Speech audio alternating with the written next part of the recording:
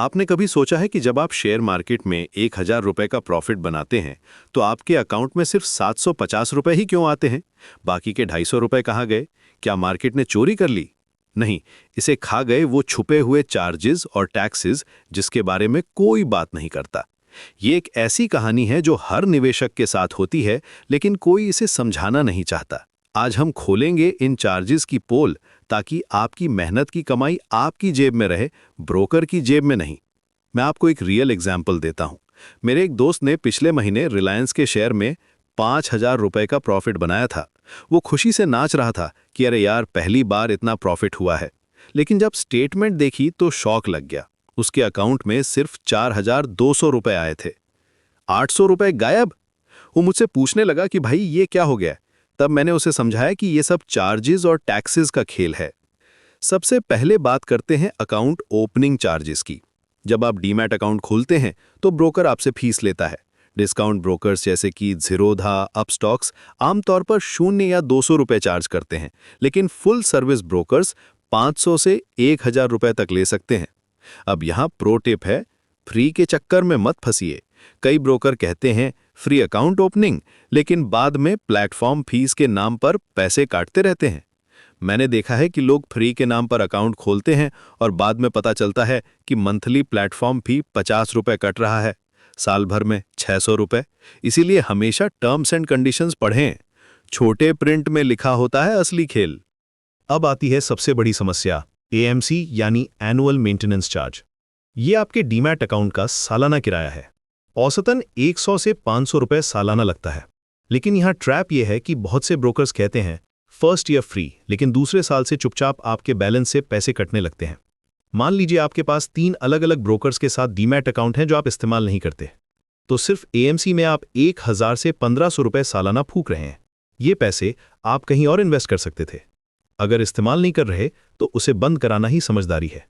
लेकिन account closing भी free नहीं होती। कुछ ब्रोकर्स 300 से 500 रुपए क्लोजिंग चार्जेस भी लेते हैं। यहाँ एक इंटरेस्टिंग बात है, कई लोग सोचते हैं कि मल्टीपल अकाउंट्स रखने से कोई फायदा होगा, लेकिन रियलिटी ये है कि अगर आप एक्टिव ट्रेडर नहीं हैं तो एक ही अच्छा अकाउंट काफी है, बाकी सब बंद कर दो। अब बात करते हैं सबसे बड़े विलेन की, ब्रोकरेज। डिलीवरी ट्रेडिंग में ज्यादातर ब्रोकर्स 0 या बहुत कम चार्ज करते हैं, लेकिन इंट्राडे ट्रेडिंग में आमतौर पर 20 रुपए प्रति ऑर्डर या 0.03% जो भी कम हो। सावधान, लोग सोचते हैं 20 रुपए तो कम है, लेकिन देखिए कैलकुलेशन। अगर आप दिन में 10 इंट्राडे ट्रेड करते हैं, मतलब 20 ऑर्डर, तो 400 रुपए ब्रोकरेज। महीने में 20 ट्रेडिंग डेज मान लें तो 8,000 रुपए महीने का ब्रोकरेज। ये तो प्रॉफिट खाने वाला है। मैं एक केस स्टडी शेयर करता हूं। एक गाय था जो डेली 20 to 30 ट्रेड्स करता था। उसने एक महीने में टोटल प्रॉफिट बनाया था 15,000 रुपए, लेकिन सिर्फ ब्रोकरेज में उसके 12,000 रुपए कट गए थे। नेट प्रॉफिट सिर्फ 3,000 रुपए। वो तो बेहतर था कि वो फिक्स डिपॉजिट में पैसे रख देता। यहां समझने वाली बात यह है कि ओवर ट्रेडिंग एक एडिक्शन बन जाती है। लोग सोचते हैं कि ज्यादा ट्रेड्स मतलब ज्यादा प्रॉफिट, लेकिन रियलिटी उल्टी है। क्वालिटी ट्रेड्स करो, क्वांटिटी नहीं। ब्रोकर तो सिर्फ अपना हिस्सा लेता है, लेकिन पीछे खड़ी है सरकार। पहले आता है एसटीटी यानी securities transaction tax. Equity delivery में खरीदारी और बिक्री दोनों पर 0.1%, इंट्राडे में सिर्फ सेल साइड पर 0.025%, फ्यूचर्स में 0.02% और ऑप्शंस में 0.1%। ये टैक्स बजट 2024 के बाद बढ़ाए गए हैं। एसटीटी का इंपैक्ट बहुत ज्यादा होता है हाई फ्रीक्वेंसी ट्रेडर्स पर।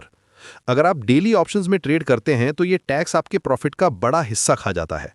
गवर्नमेंट का लॉजिक ये है कि स्पेक्यूलेशन को डिस्करेज करना है, लेकिन जेन्युइन ट्रेडर्स भी इसका शिकार होते हैं। फिर आता है जीएसटी 18%। ये लगता है ब्रोकरेज, सेबी चार्जेस और एक्सचेंज चार्जेस पर। स्टैम्प ड्यूटी भी है। इक्विटी डिलीवरी में 0.015% या 1,500 रुपए प्रति करोड़, जो भी कम हो।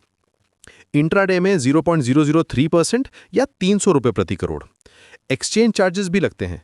एनएससी में 0.00297% और बीएससी में 0.00375%। सेबी चार्जेस 10 रुपए प्रति करोड़।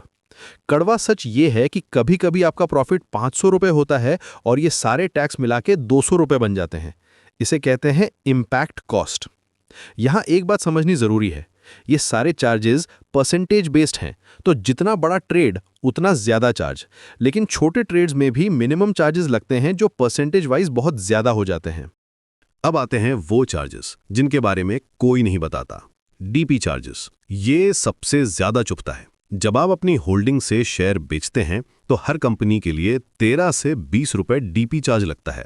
मान लीजिए आपके पास 5 अलग कंपनियों के शेयर हैं और आप सब बेच रहे हैं, तो 65 से 100 रुपए सिर्फ डीपी चार्ज में चले गए। ये डीपी चार्जेस का लॉजिक ये है कि जब आप शेयर सेल करते हैं तो वो आपके डीमैट अकाउंट से डेबिट होते हैं।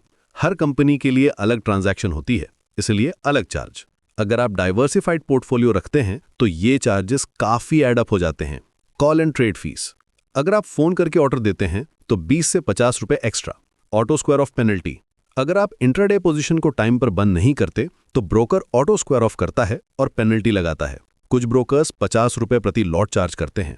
ऑटो स्क्वायर ऑफ की पेनल्टी बहुत पेनफुल होती है क्योंकि वो मार्केट रेट पर नहीं बल्कि वर्स्ट रेट पर आपकी पोजीशन क्लोज करते हैं, प्लस पेनल्टी भी लगाते हैं। इसलिए हमेशा अपनी इंट्राडे पोजीशंस को टाइम पर क्लोज करें। कुछ और हिडन चार्जेस भी हैं। फिजिकल स्टेटमेंट चार्जेस, अगर आप पेपर स्टेटमेंट मांगते हैं तो 25 से 50 रुपए पर स्टेटमेंट।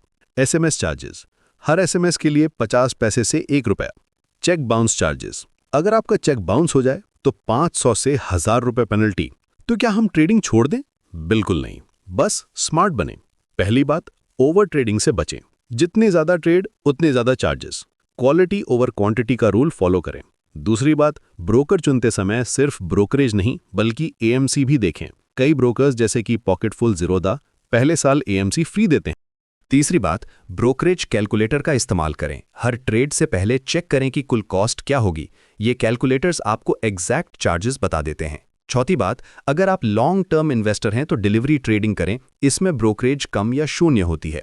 पांचवी बात, अनावश्यक सर्विसेज से बचें। Call and trade, SMS alerts जैसी चीज़ों के लिए एक्स्ट्रा पैसे मत दें। आजकल मोबाइल ऐप्स इतने अच्छे हैं कि कॉल एंड ट्रेड की ज़रूरत ही नहीं है। छठी बात, टैक्स सेविंग के लिए एलटीसीजी का फ़ायदा उठाएं।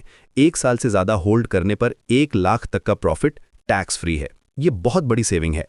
सातवीं बात, पोर्टफोलियो को डाइवर्सिफाई करें, लेकिन ज़्यादा कंपनियों में छोटे छोटे अमाउंट इन्वेस्ट न करें, डीपी चार्जेस बढ़ जाएंगे। आठवीं बात, रेगुलर रिव्यू करें। हर तिमाही अपने स्टेटमेंट चेक करें कि कितने चार्जेस कटे हैं। कई बार गलत चार्जेस भी कट जाते हैं जिनका रिफंड मिल सकता है। नवीं बात, अगर आप बिगनर हैं तो पहले पेपर ट्रेडिंग करें। वर्चुअल मनी से प्रैक्टिस करके रियल मनी इन्वेस्ट करें। 10वीं बात, एजुकेशन में इन्वेस्ट करें। जितना ज़्यादा नॉलेज उतने कम गलत फैसले। बुक्स पढ़ें, वेबिनार्स अटेंड करें, सक्सेसफुल ट्रेडर्स को फॉलो करें। नॉलेज ही आपको एक्सपेंसिव मिस्टेक्स से बचाएगी। एक और इम्पॉर्टेंट टिप है, अपना ट्रेडिंग स्ट्रैटेजी क्लियर रखें। अगर आप इन्वेस्टर हैं तो डिलीवरी ट्रेडिंग करें, अगर ट्रेडर हैं तो इंट्राडे। दोनों को मिक्स ना करें क्योंकि दोनों के चार्जेस अलग होते हैं। याद रखिए, स्टॉक मार्केट में सिर्फ वो पैसा आपका नहीं है जो आपने कमाया है, बल्कि वो भी आपका है जो आपने बचाया है। चार्जेस को इग्नोर करना मतलब अपनी मेहनत की कमाई को आग लगाना है। हर रुपया मायने रखता है, खासकर जब आप कंपाउंडिंग की पावर का इस्तेमाल कर रहे हों। कंपाउंडिंग का मैजिक तभी काम करता है जब आपका नेट रिटर्न पॉजिटिव हो। अगर चार्जेस ज्यादा हैं तो कंपाउंडिंग नेगेटिव भी हो सकती है। इसलिए हमेशा नेट रिटर्न्स पर फोकस करें, ग्रॉस रिटर्न्स पर नहीं। आज के इस एपिसोड में हमने देखा कि कैसे छोटे छोटे चार्जेस मिलकर आपके प्रॉफिट को काफी कम कर देते हैं। लेकिन अब आप जानते हैं कि इनसे कैसे बचना है। स्मार्ट ट्रेडिंग का मतलब है सिर्फ अच्छे स्टॉक्स चुनना नहीं, बल्कि कॉस्ट को भी मैनेज करना। तो अगली बार जब आप कोई ट्रेड करें तो पहले कैलकुलेट करें कि नेट प्रॉफिट क्या होगा, क्योंकि असली गेम तो नेट रिटर्न्स का है, ग्रॉस रिटर्न्स का नहीं। स्मार्ट इन्वेस्टर वही होता है जो सिर्फ पैसा कमाना नहीं बल्कि पैसा बचाना भी जानता है। Happy investing.